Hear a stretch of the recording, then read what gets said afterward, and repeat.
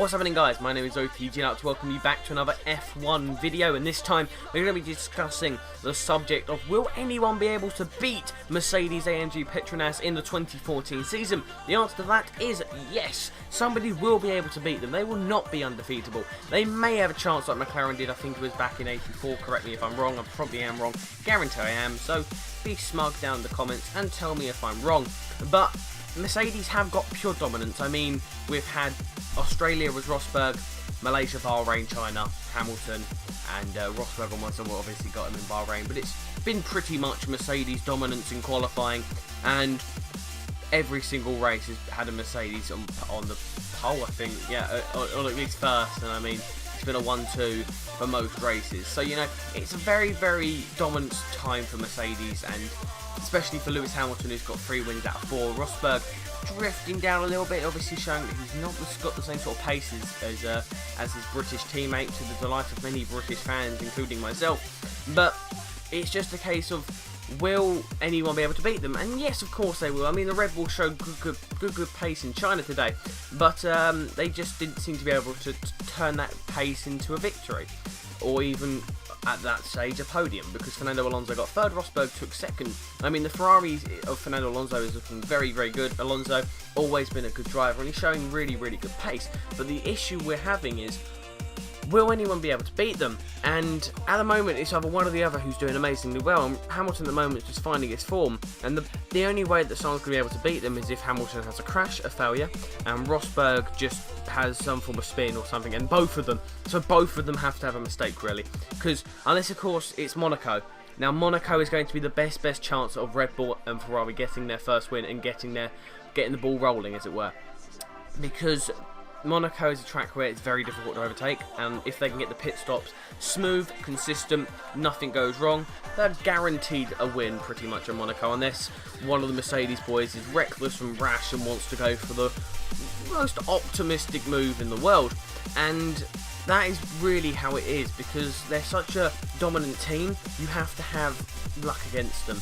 Everything has to go against them, every single detail. So there's a list of 10 things, and all of them things have to be ticked for them to even have a chance of beating them in a race, because they've got the perfect package at the moment. They've got the perfect drivers, the perfect car, the perfect team, and they're just in general doing a fantastic job at the moment. Red Bull, on the other hand, have got a bit of drama going on behind the scenes. Their drivers having a bit of conflict, obviously, with Vettel getting annoyed that Ricciardo, his Australian teammate, the replacement of Mark Webber, obviously, a bit of friction going on there, is now starting to overtake him and show that he's got pace as well. And Vettel doesn't like that. People were considering that Ricciardo wouldn't have any pace there, but he has. He's shown it. Shown he has got raw talent there. We go to the Ferrari boys, where really it seems Fernando Alonso is the only one who can actually convert points, really, because Raikkonen is having a shocking start to the season. We've got the Force Indias, who are doing absolutely amazing with Hulkenberg, and Perez did a great job, has been doing a great job alongside him. So, you know, them two are doing a good enough job there. Williams have got very, very eager drivers who want glory and everything that comes with it, but just need to convert that into consistency. So Bottas and Massa both have incidents in China, as many people will know, and it's just a case of them toning themselves and getting themselves used to being level-headed, because obviously for Massa, who's been a second driver, now he's got all of these opportunities. He's gone head first into it and has got the opportunity to get podiums, and he never had that before. Bottas is his second season. His first season was, how would I say, a disaster, if we're going to put it bluntly. Didn't have anything at the Williams team last season, and now it's upgraded and it's all good for him. The Toro Rossos, they're doing decent. They're just scoring points, little bits of points, with Kvyat, or Viat, however you want to pronounce it, Jean-Eric Vergne, or Jev, as his peers like to know him. And finally, you've got the Toro Rossos, who are just not doing it, haven't scored their first points yet. They'll need it. You've got the McLarens, who can probably get another podium. Obviously, Magnussen getting one already, but I think they need a win as well. They're desperate for a win. And also, finally, to finish things off, you've got the bottom runners, you've got the Caterhams and Marushas, who will want to get 1 point, and it's very interesting. And there's a report going on saying I don't think I've seen a team celebrate so much just over getting 20th or something like that. No, what 20th? Might have been 20th, because then that's meant they've won one race. I think mean the Caterhams finished ahead of both Marussias. One retired and one finished last, which I believe was Max Chilton. And it's just a case of really all these things happening perfectly at once against Mercedes to even give the teams contemplation of finishing so far down that so high up, and have such a distance between them and the Mercedes that the Mercedes can't claw back the gap. I mean, you watched the Bahrain Grand Prix after the restart. Hamilton and Rosberg literally blitzed ahead within 4 laps. They were 13, 14 seconds ahead. They were rapid. In China, Hamilton pulled away at the Red Bulls like it wasn't even there.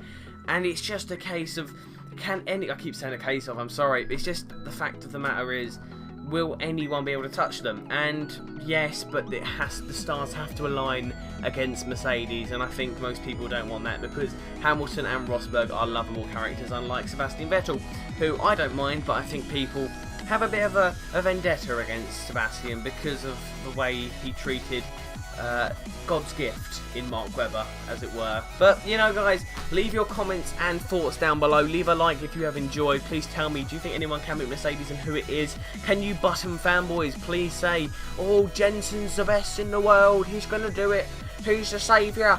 Go on, guys, leave your opinions down below. Everyone has their own opinions, own thoughts. Get yourselves talking down below. If you want to contact me, go for Twitter.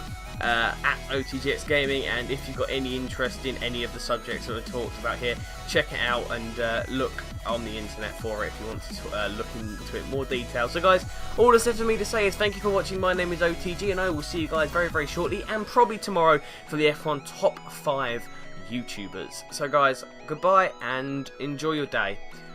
See you later. Goodbye. Ciao. Au revoir. I was about to say bonjour there. Bye.